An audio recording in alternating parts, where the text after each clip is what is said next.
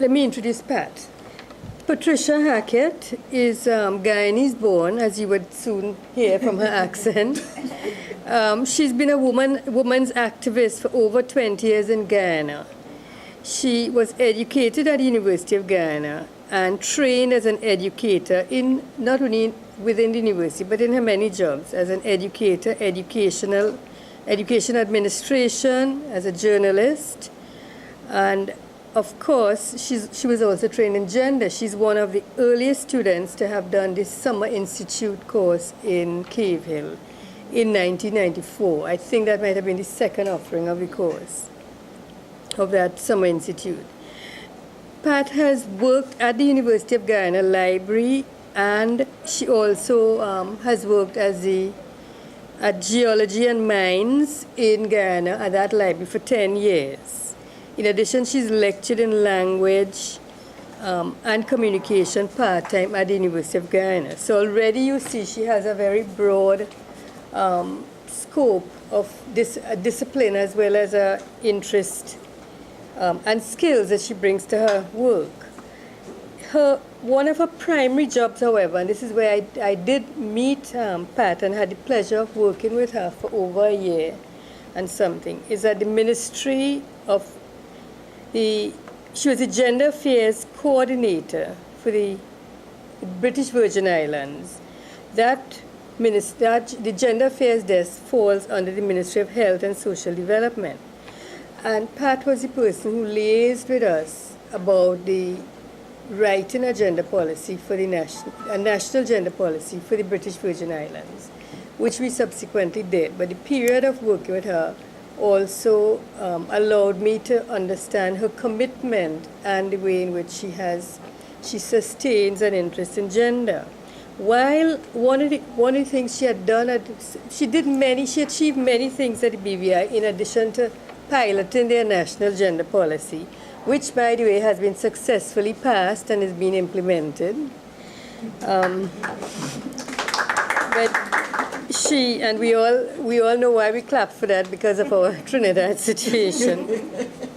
But while there, she was actually able to introduce and initiate a number of other gender policies, the Domestic Violence Protocol, the Domestic Violence Act in 2011, the Domestic Violence Act in 2011, and initiate gender awareness workshops for the private and public sector. She has also carried out, Pat is something of a researcher. She loves research, as you will see from her interest in taking on this for us.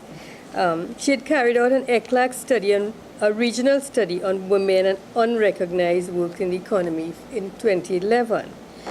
Her last post, which is why we find her here in Trinidad, was at the ILO office in Port of Spain, where she was the Library and Information Management Officer, where she was also carrying out research on gender issues.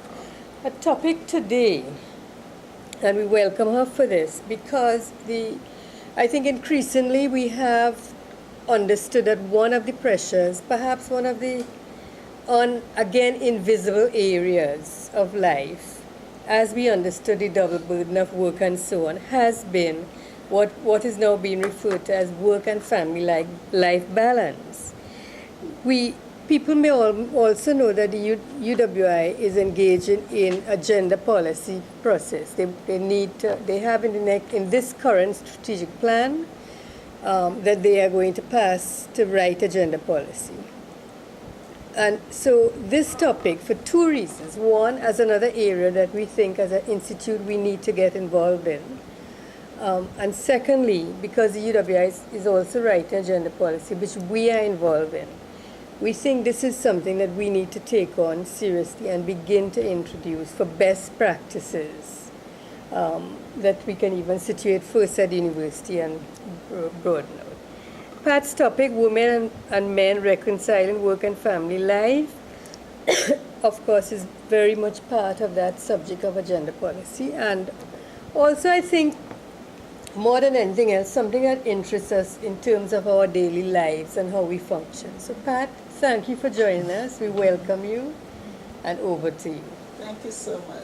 Thank you very much, Professor Mohammed. Good afternoon, everyone. Once again, I'd like to welcome you. And I promised that my presentation wouldn't be boring. I promise at the end of this presentation we shall have a very conversational discussion. And there's some things that I'm going to present that I hope will pique your interest.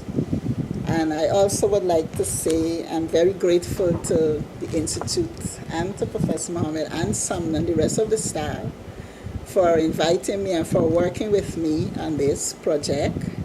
And as I was doing this research, it is very, very wide and interesting. We can spend the rest of the day talking about how we women and men cope and no men in the room. So we have an imbalance in the gender here.